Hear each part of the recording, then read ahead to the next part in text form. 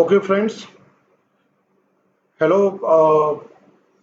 Wish you all happy Independence Day. As I have promised, I am starting the STEAM module. I've given the name as Environment, Science and Technology Education Enrichment Module. Now, the purpose of coming live and delivering this particular session has a main aspect that every week I will be going through certain important topics. And my main purpose will be to discuss current issues on environment and technological development at the worldwide level, like global, then national and local level.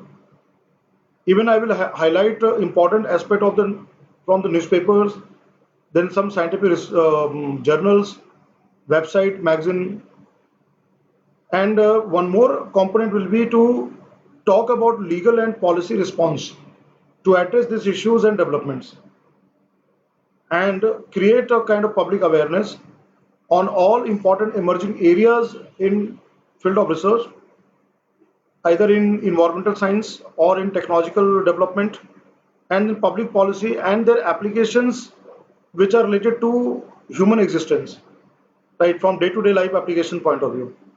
Today I will be covering few of the initiatives of the central government.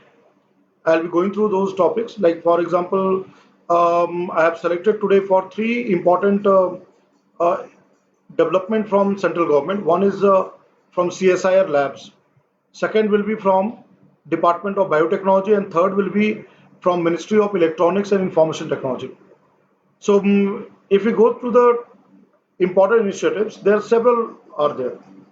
Even today, on the day of Independence Day, Prime Minister Shri Narendra Modi also came out with a digital health in India program, right? So technology is going to transform the human lives in coming times as well, and it is very important component for governance.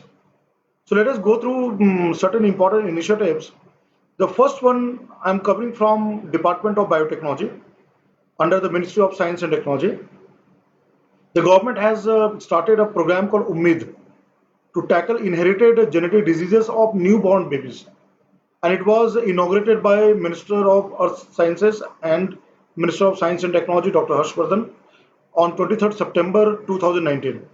Now, UMID stands for Unique Methods of Management and Treatment of Inherited Disorders, and it has helped initiate and inaugurate NIDAN, which stands for National Inherited Disease Administration Kendras.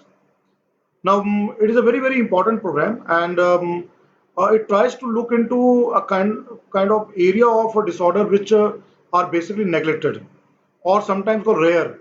Right, one in thousand people, maybe in 10,000 may suffer from genetic disorder. But since there are people who suffer with such problems, so they need to be addressed by the government. Like for example, one of the important genetic disorder is thalassemia, right? Is a rare blood disorder which happens in young children, and these children require continuous kind of exchange of blood to get the right RBC and hemoglobin. So there in this context, I will now come to the part of here. What are exactly highlights of that? So if you look at the highlights of Umid program, there are three important highlights. First is to produce skilled clinicians in the area of human genetics.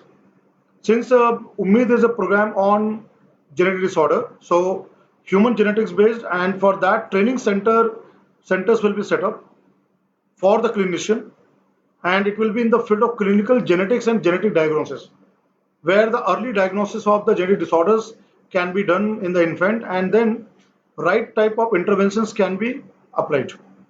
Second will be Nidan Kendras. Again, that is the same as clinical genetics and genetic diagnostic centers. So that units will be set up within the government hospitals countrywide. And then to initial to take up pilot field studies of screening of the pregnant women and the newborn infants to diagnose the inherited disease. So that will be some selected district level programs will be there. So Ummid and Nidan, these are two very important aspects. Now moving forward, I'm coming to another very important initiative under the biotechnology by the Ministry of Science and Technology. That is in terms of India's initiative on Earth biogenome sequencing. DNA sequencing or genome sequencing is a very important area of molecular biology. Right? Though Human Genome Project was first time completed in the USA, but if you look at from Indian perspective, we have a center called Center for Cellular and Molecular Biology, CCMB in Hyderabad, and our scientists have been working to develop the right tools and mechanism to have a genetic, markup or make kind of sensors. And we have been successful in doing genome sequencing of an Indians, right? Now, this Earth by Genome project is a very ambitious project at the global level. And basically, it is a project which aims for sequencing all eukaryotic organism. Now, what do you mean by eukaryotic?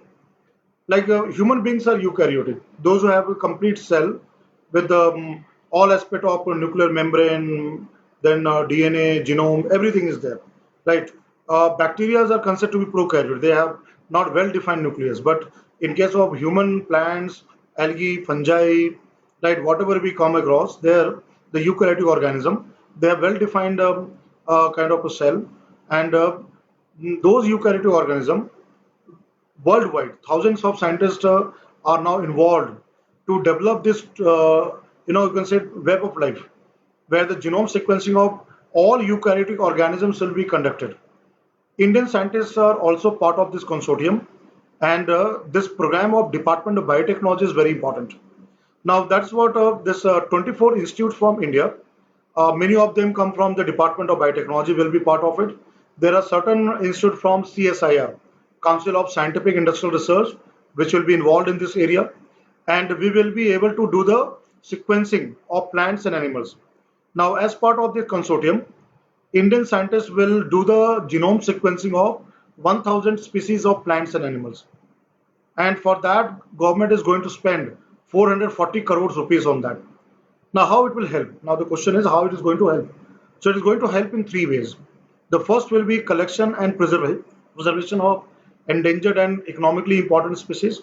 Like particularly, you know that in India, tiger, let's say Royal Bengal tiger, or elephant, or snow leopard, there are many of the species which are now threatened. If we talk about plant species, like I'll give you one example, red sanders. So there are because of the pressure on those kind of plant and animals for the trade. So but at the same time, illegal hunting, poaching have created threats to those animals. Habitat loss, degradation of habitat, at the same time, climate change impacts. So one of the very important initiative under this consortium where Indian scientists will work with other scientists under the Earth Biogenome Project will be to do the sequencing of threatened animals and plants from the environmental perspective there. Second will be their prevention of biopiracy. Now, what do you mean by biopiracy? See, biopiracy is a kind of an act by which either individual or an institute or organization, whether public or private organization, they take up the genetic information, genetic material of useful plants and animals and exploit it commercially and try to get IPR over that, intellectual property rights over that. You are very much aware of a very famous case that is in terms of neem patenting, then turmeric patenting. Like this, all are the part of traditional knowledge of Indian society. India is rich in biodiversity. We have various type of plants and animal species, and such kind of genetic materials, which are very useful, may be usurped, may be exploited by the capitalist kind of organization. So biopiracy can be prevented if we know exactly what type of animals, what type of plants are being exploited by such kind of individual or organization. So we need a DNA sequencing for that. So the second aspect of this initiative by the Department of Biotechnology will be to look into this kind of a sequencing of those threatened plants and animals, and then from the commercial varieties of plants and animals, so that we are able to check or control biopiracy. Right now, I have mentioned that there's a very unique project at a global level. And you should be aware of this particular biogenome project, which I've already mentioned, sequencing of eukaryotic organism. Now it has got several parts, which I've already discussed that, how it is going to help scientists worldwide. If you know the genome sequencing of all higher forms of life, one aspect will be to study evolutionary aspect, how right from the bacteria, a small kind of a bacteria, to human being, how that evolutionary aspects have developed. We'll get information on that. Then, if we have the genome sequencing, we can target to get some of the useful kind of medicine, which may treat rare diseases. Right, scientists can get that insight, and that can be useful for societal benefit. Right, so genome sequencing help us in that way. Right. So this project will try to create a database. The huge database, humongous amount of information will be there, and all this will be, shared and used by scientists worldwide. So this will be really a very useful initiative, and people will get the benefit from there, right? So this all create biological synthetic fuels even for energy sector, generate new biomaterials, generate new approaches to agriculture development. New type of crop varieties can be there, or animal varieties can be developed. Now identify drugs for any kind of disease, like maybe degenerative diseases, or slowing down the aging process. Develop new treatment of infectious disease, like now COVID-19, right, has a global impact. So that genetic aspect, knowledge about the plants, animals, other forms of lives can give into that insight, and we will be able to have a targeted kind of drug development of that, right? So this is the second aspect where Indian government is taking initiative. Now I'll come to the today's news only. Um, our Prime Minister, during the Independence Day speech, has highlighted that the three COVID-19 vaccines are undergoing trials in India. So in this case, I'll just try to bring here, because COVID-19 is a burning issue, is a very important issue. It has impacted countries worldwide. You know about COVID-19, the how the things have happened, lockdown, unlock. You are following everything there. Now, from science and technology perspective, this three COVID vaccine, one, the information has not been disclosed. It is said that maybe that vaccine, there are seven individual companies who are working on the clinical trials aspect. But two names have come into the news. Both are domestic vaccines, and that is first one called Covaxin, which has been produced by a very important Indian biotech company called Bharat Biotech, right, in collaboration with ICMR, Indian Council of Medical Research. And we have one very important scientific organization in Pune called NIV, National Institute of Virology. So it is going to be first candidate to be launched, and then the second one is by Cadila company, and in Ahmedabad it is being now developed by Zydus Cadila, and that is based on DNA and recombinant measles virus strain, what is called Zycod. Third thing, the name has not been disclosed. So we almost, like, it is expected that by December, January, India will have its own kind of a domestic vaccine, and is needed for 130 crore people in the country. Though you have read in the news about Russia developing the vaccine, and it has been tested with the daughter of Vladimir Putin and all this. So that is a separate news. But I'm just sharing from today's aspect from Independence Day speech of Prime Minister, and in terms of the, he mentioned that three vaccines are undergoing phase two clinical trial. So in that context, it is very important development. Now moving forward, I'm now coming to CSIR initiatives. Let us go to certain important initiatives of CSIR.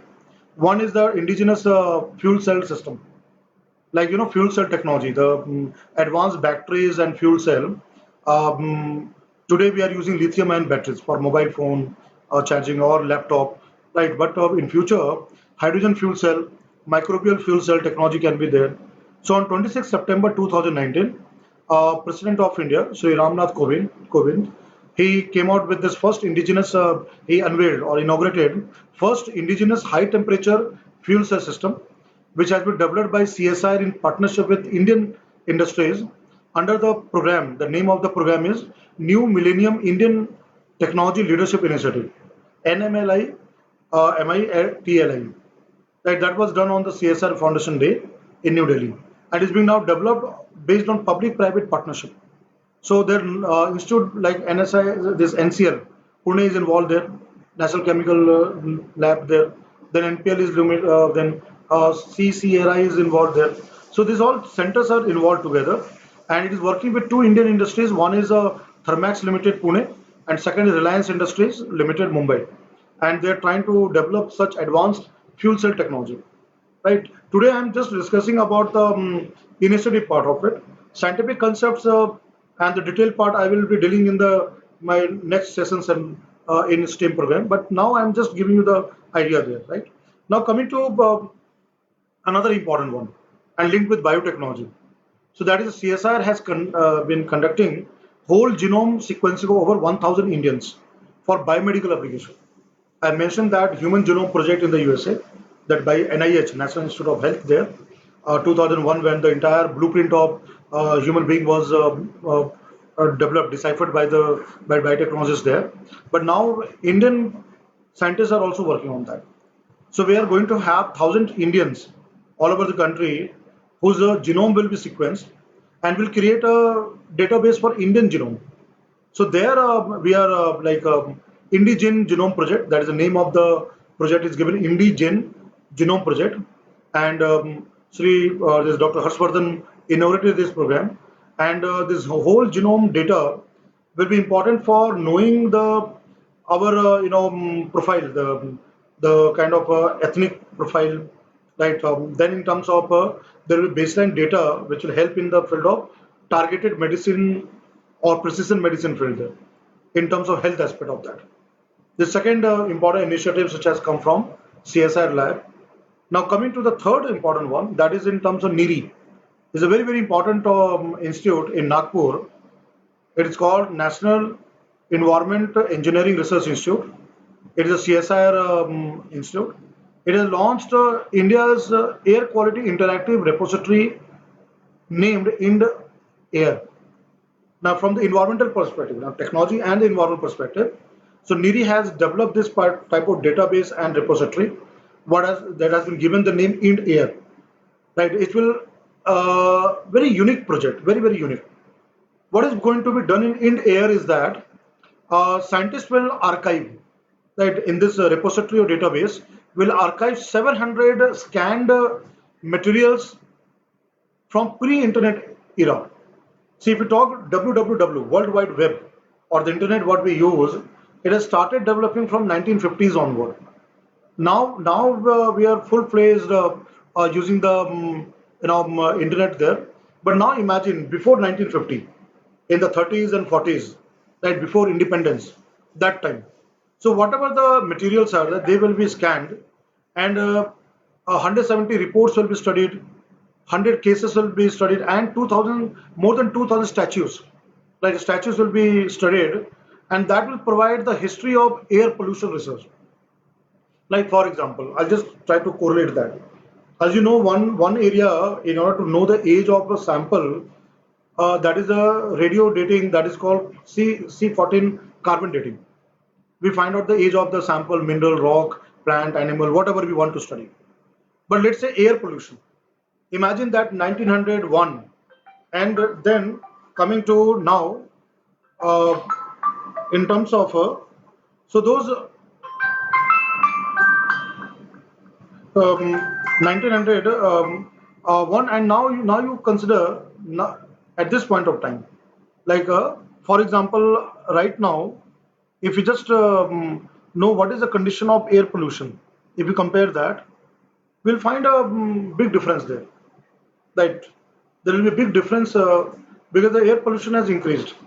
It has dramatically increased over time, and that is where the scientists want to know that before internet era and now how the change has happened on the pollution part, then research part of it, then legislation in the country, like you know that we have Environment Protection Act 1986, Air Pollution Act, right? Then in terms of if you look at not only this one, but again we go for Like for example, Water Pollution Act 1974, when CPCB, Central Pollution Control Board, right, state pollution control boards were created. Later on, Air Pollution Act 1981 and Environment Protection Act 1986 gave powers to these authorities there. So this particular NERI program in air will provide that history of air pollution research legislation in the country. And such a repository on the subject of air pollution will be first in the world. That's why it is very, very important. It's going to be the first kind of repository all over the world in terms of having that research publication, every study, hundreds of cases, everything will be studied in that case, right? Now, these are three CSR initiatives I have discussed. Now, let's moving on. Initiatives of Ministry of Electronics and Information Technology, that MIT. And here I will discuss two important initiatives. One is that in terms of supercomputing facilities in India, right? You all are aware that CDAC Pune has developed the what is called that Param series of supercomputers, right? 2013 Param UART second was the fastest in the Param series of supercomputer. Now recently Pratyush and Mihir. Pratyush has the 4 petaflop speed and Mihir has 2.8 petaflop. Together, it makes 6.8 petaflop. One petaflop is 10 to power 15 right a flop floating operation per second. And if you just uh, learn about those supercomputers, they are high performance computing for meteorological research, right? In the area of meteorological research. That's what is being now used there. So for meteorological research, this is now being tried out and covered there. But now what government want? Government want to develop more powerful supercomputers in the country. Now I'll just give you one current aspect. Like recently, one very important supercomputer has made headlines. Fugaku. Now Japan has topped the top 500 list of supercomputers. Like it has taken over the American Supercomputer Summit, right? So Summit was earlier rank one, but now Fugaku from Japan has become the rank one. So in the field of supercomputer, a lot of developments are taking place, right? Now, if you take in terms of here initiative part, so Government of India under MIT team and support of Department of Science and Technology has started a very important initiative called National Supercomputing Mission. And under this mission, we are going to have 14 new supercomputers, right? And if it will be deployed under this mission, and recent three supercomputers like ISC Bangalore has got SRT, then Pratyush Meher, and this 14 will add up 17 there. I'm talking recent time. If you look at the entire number, we have more than 70 supercomputing facilities. So now this NSM, NASA Supercomputing Mission, CDAC will be involved in this case, and ISC Bangalore, Industrial Sciences Bangalore will be again partner in this project, and we are going to develop the entire high-powered computing grid in the country. We'll connect all the supercomputing facilities. So it is a very ambitious project, and there is a model called hub and spoke model. As you have seen the wheel, the wheel, the cart, you have the entire wheel, and then you have a spoke which connect to the central part of the part. Now, if it is not there, the entire wheel will not move. Now, what is the concept of wheel, the hub and spoke model is that it is going to create kind of a network of all the supercomputing facilities in the country. It is all over country like Delhi, Mumbai, Hyderabad, Chennai, right? Wherever we have supercomputers, will all get connected to this high-powered grid, right? And that will be a really revolutionizing because that will promote collaborative research. At the same time, it will give the more fast way of doing scientific research, maybe drug discovery, any kind of a design, structural design, molecular design, any energy system, cryptography, climate change research, meteorological research, right? All this can be done through this particular high-powered computing grid.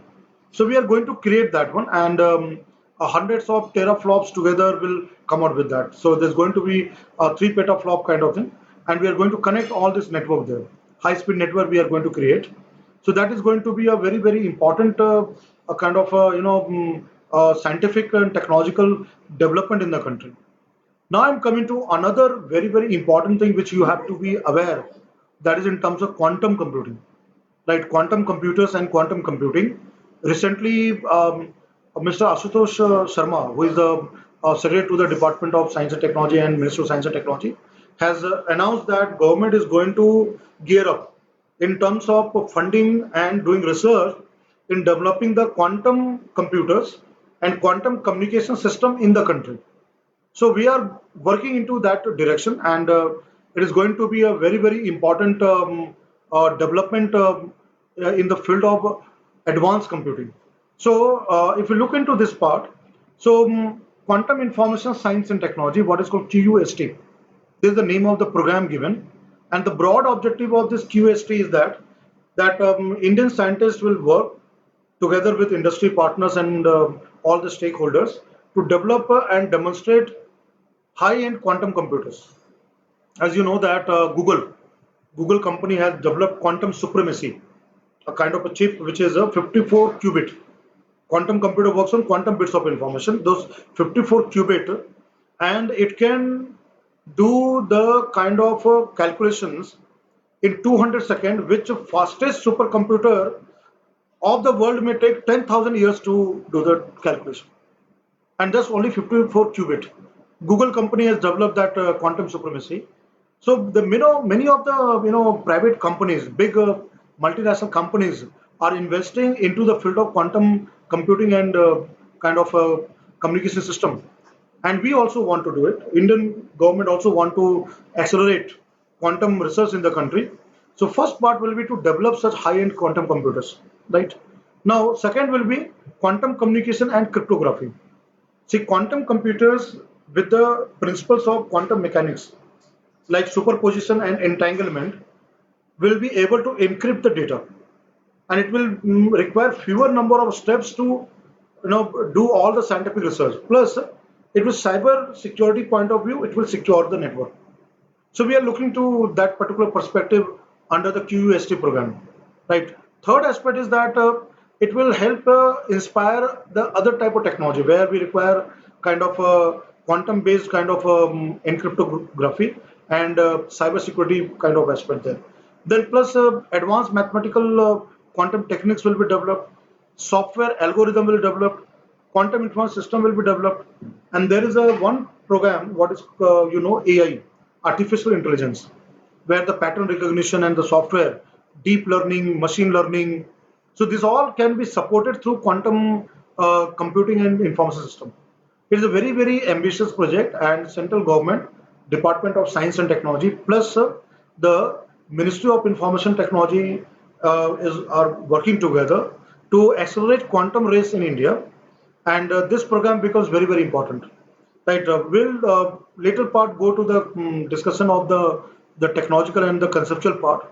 Here in the first day, like today, I'm starting this STEAM program, so I'm just talking about initiative part, right? So today I have gone into Earth Biogenome project and India's initiative on that. Then Indegene project where 1,000 Indians genome will be carried out. Then three COVID-19 vaccines being developed. Then CSIR fuel cell technology development. Then CSIR NIRI in terms of in air program development. And then we have gone into the part of this two initiative from information technology. One is National Supercomputing Mission in terms of developing high-powered grid of 70 supercomputers and facilities in the country, and then coming to the quantum computers and quantum information system and quantum communication in future. So this is what I thought, like today being the Independence Day, and is a type of kind of a very auspicious day for India's freedom, and science and technology, environment, and all they all become very, very important. So my objective of starting STEM program is to cover all those dynamic areas where every person, like every individual, should be aware of it. So I will slowly and slowly build upon every aspect in the field of environmental science, then technological development, as well as legal response to that. In terms of law, the issues how the law can address, what are the legal solutions for that. So I will be covering from there, and we are going to go to diversified topics. Now, this program which I have started right now um, will be available on the social media, which I have just started today. I'm working to develop more advanced kind of system by which I can deliver those topics to a larger mass of audience. I'm working on that part. I will appreciate your kind of feedback and suggestion. You can write the comment on the comment box. I want to know your expectation part, what you expect from this particular STEAM program. At the same time, any suggestion you want to give, they're most welcome. Today is just the first session I have started with it, and based on that, I will work to deliver you more important topics in coming sessions there. This particular session will be held for 1 hour every week. So I'm not going to cover Monday to Friday. I'm keeping on Saturday or Sunday evening. So the schedule will be that every Saturday or Sunday evening, I will go through all important developments over the last 1 year, 2 years, and that will be delivered in the evening time. Like now, I'm delivering this particular live session. I will be delivering in the evening time. I will notify you the schedule beforehand, right? Before you'll get the schedule of the program, and all of you are welcome to attend this live session. And this will be really very rewarding for me as a person who is very passionate about right, making people aware of the areas, right? And learners, those aspirants and the learners who want to learn more about it, right? Get more input from those topics. So I'll be very very happy to share with that. So I will in advance give you the schedule when I'm going to start the session, and it will slowly and slowly I'm going to pick up and develop into a broader base there, so that everybody can get benefited. And I would look forward for your suggestions and the feedback. So please, you can give me your feedback and all this, right? And the session will continue there. One by one, I will be continuing with every aspect on that, right? So I thank everyone, and I'm very really very happy today that I have come live, right, after a long time. And every week, either Saturday or Sunday in the evening, I will be having this kind of a live session on the Steam program. So I hope it helps you. So I wish you happy Independence Day. Right? Stay safe wherever you are there. Continue going through the topics. And those who are preparing for civil service exam for 4th October, please keep on studying without thinking of anything there. Right? And keep yourself safe. Right? And keep on working hard. At the same time, I wish all success, and congratulate all people who have qualified civil service exam this year. So a lot of my students have qualified this year exam, right? I'm very happy and I'm very proud of them. So I congratulate them for their success. At the same time, I wish them all the best and all the success for their civil service career. At the same time, those who are trying for the exam, like you work hard and keep patience and go ahead with the learning part, right? So I will continue with the program. Every week I'll have this program. Next week again I'll meet on Saturday or Sunday. You'll get the schedule beforehand. All right. All your feedback, all your comment, I will be going through that, and based on that, the next week session will be